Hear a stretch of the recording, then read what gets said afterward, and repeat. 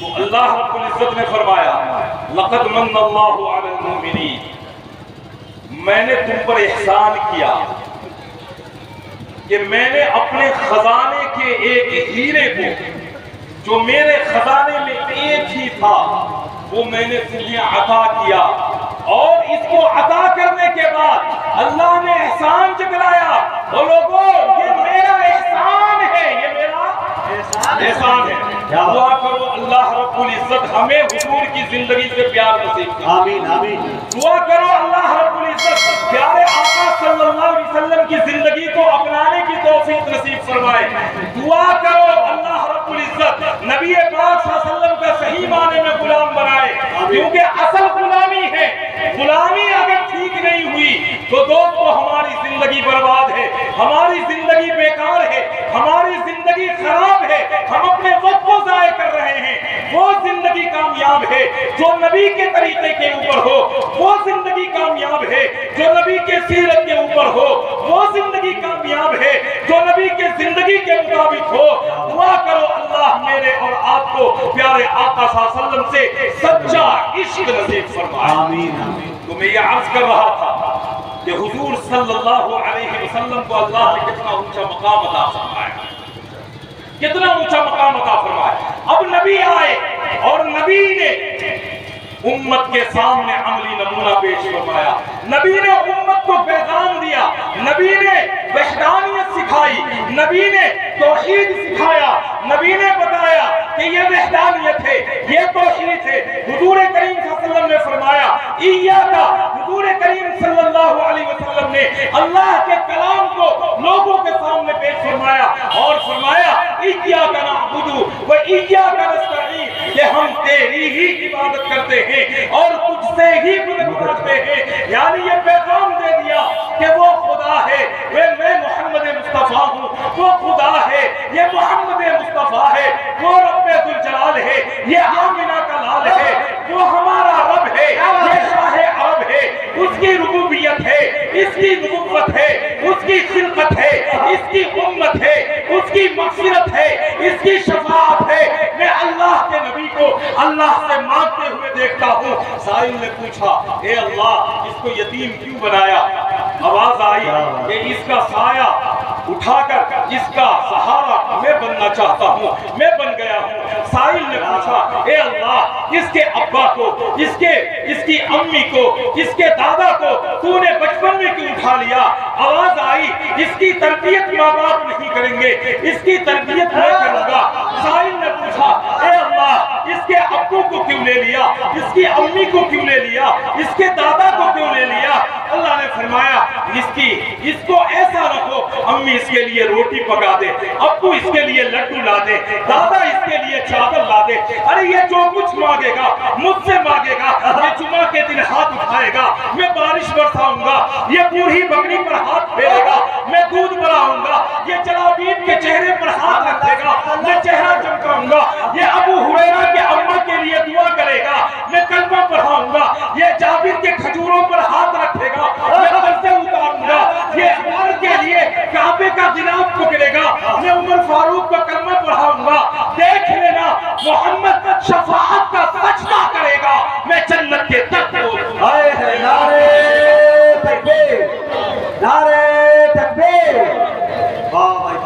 وہ آئے جن کے آنے کی زمانے کو ضرورت، وہ آئے جن کے آنے کی زمانے کو ضرورت تھی، وہ آئے جن کے لیے بے چین فطرت تھی، وہ آئے نغمہ داؤد میں جن کا ترانہ تھا، وہ آئے جن کے لیے بیتاب سارا زمانہ تھا، وہ آئے مضطرب تھی جن کے لیے وادی بطحا، وہ آئے جن کی بشارت دے گئے حضرت عیسیٰ، وہ آئے جن کے قدموں سے عرش اعظم پر اجالا تھا، اور وہ آئے جن کے قدموں کے لیے کعبہ ترستا تھا۔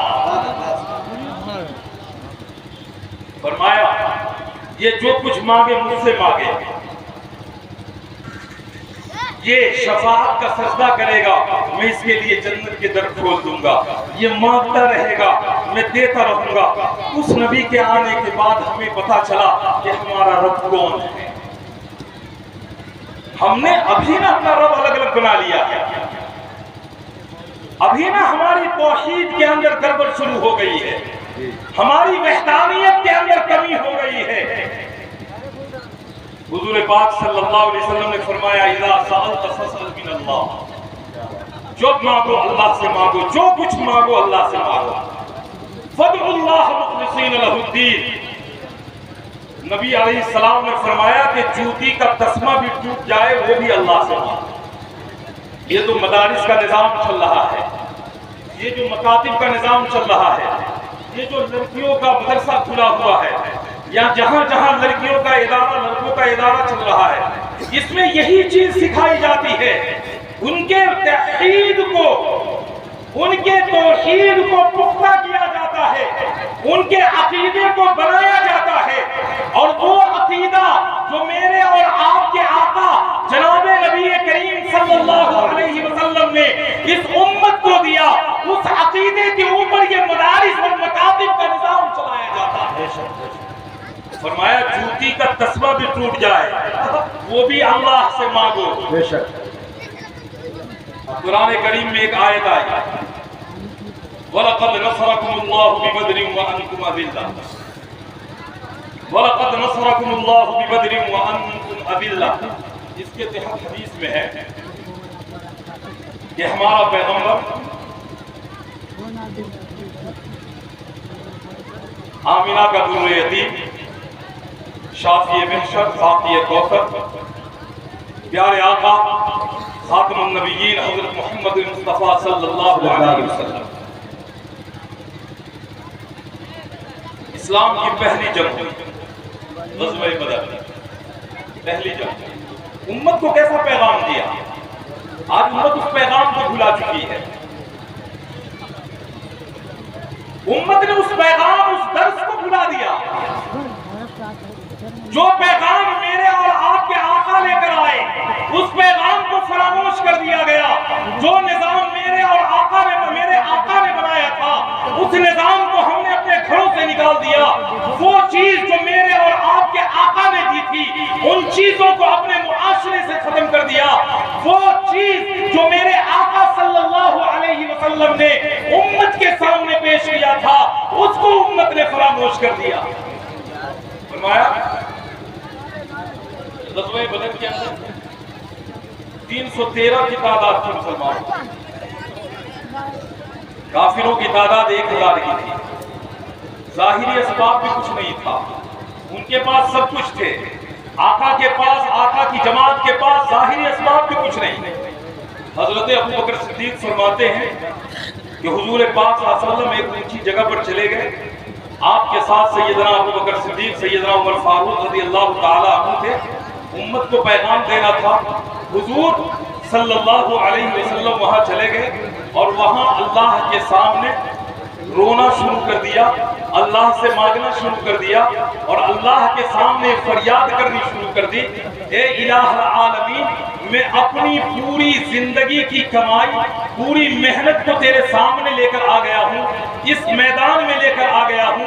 اللہم ان تہلک ہذہ العصابہ، اے اللہ یہ 313 کی جماعت کو لے کر آیا ہوں، ظاہری اسباب کچھ نہیں ہے، آقا رو رہے ہیں، گر گرا رہے ہیں، عاجزی کر رہے ہیں، رب سے مدد مانگ رہے ہیں، امت کو یہ پیغام دے رہے ہیں۔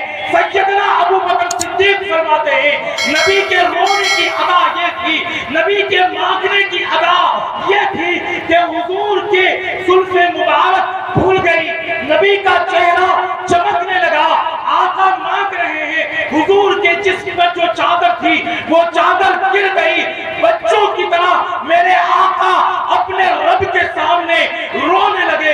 صدیق اکبر فرماتے ہیں مجھ سے رہا نہ گیا، میں نے حضور کے کندھا کو پکڑا اور میں نے عرض کیا اللہ کے حبیب آپ اتنا روتے ہیں میں برداشت نہیں کر سکتا، آپ رو رہے ہیں، آپ کے غلام کا دل پھٹ رہا ہے، اللہ آپ کو ضائع نہیں کرے گا۔ میرا آقا فرماتا ہے صدیق کو رونے دے، جب بچے ماں کے سامنے روتے ہیں ماں کو ترس آ جاتا ہے، اور جب نبی رب کے سامنے روتا ہے رب کی رحمت جوش مارتی ہے۔ اللہ نے جبرائیل کو بھیجا، جاؤ جبرائیل قرآن کی آیت لے کر جا۔ لقد نصرکم اللہ ببدر وانتم اذلہ. محبوب آپ 313 تھے, ظاہری اسباب بھی کچھ نہیں تھا, لیکن رب نے آپ کی نصرت کا اعلان فرمایا. یہ پیغام تھا, یہ پیغام ہم لوگوں کے لیے تھا. آج امت نے اس پیغام کو بھلا دیا ہے. دعا کرو اللہ امت اس درس کو یاد کر لے. اگر آج یہ درس یاد ہو جائے نا, ہمیں کہیں اور جانے کی ضرورت نہیں ہے. پریشان ہوں گے اپنے رب کے سامنے چلے جائیں, تکلیف ہے رب کے سامنے چلے جائیں, بیماری ہے رب کے پاس چلے جائیں, کچھ مصیبت میں گھرے ہیں رب کے پاس چلے جائے. اللہ فرماتا ہے میں سب کی سنتا ہوں اور سب کو عطا کرتا ہوں, لیکن یہ ہے شرط یہ ہے مانگنے والے کا دل زبان سب اللہ کی طرف متوجہ ہو, تب اللہ عطا کرتا ہے. ہمارا ہاتھ اوپر ہوتا ہے, دل کہیں اور ہوتا ہے. پھر ہم کہتے ہیں ہماری دعائیں قبول نہیں ہوتی, ہم کہتے ہیں ہم مانگتے ہیں اللہ ہمارے مانگنے کو قبول نہیں کرتا. میرے محترم بزرگ اور دوستو, اللہ کے دینے میں کوئی کمی نہیں ہے, ہمارے مانگنے میں کمی ہے. بے شک ہے. اس لیے اس چیز کو پہلے اپنے دل و دماغ کے اندر بیٹھا دیجیے کہ ہمیں جب بھی مانگنا ہے اپنے رب سے مانگنا ہے. انشاءاللہ مانگنا ہے کہ نہیں مانگنا ہے؟ جب بھی مانگنا ہے اپنے رب سے مانگنا ہے. ادھر ادھر جانے کی ضرورت نہیں ہے, مزاروں پر, قبروں پر, پیروں کے پاس اور دوسری جگہوں پر کہیں پر جانے کی ضرورت نہیں ہے. آپ قرآن پڑھتے رہیں, اللہ سے مانگتے رہیں, اللہ آپ کو عطا کرتا رہے گا. اور پھر وہ جو چیز ہوگی وہ اتنی مؤثر چیز ہوگی اور اتنی اچھی چیز ہوگی کہ جب میرا اور آپ کا آخری وقت ہوگا اس وقت اللہ تعالیٰ مجھے اور آپ کو جب موت عطا کرے گا وہ ایمان پر موت عطا کرے گا. بے شک.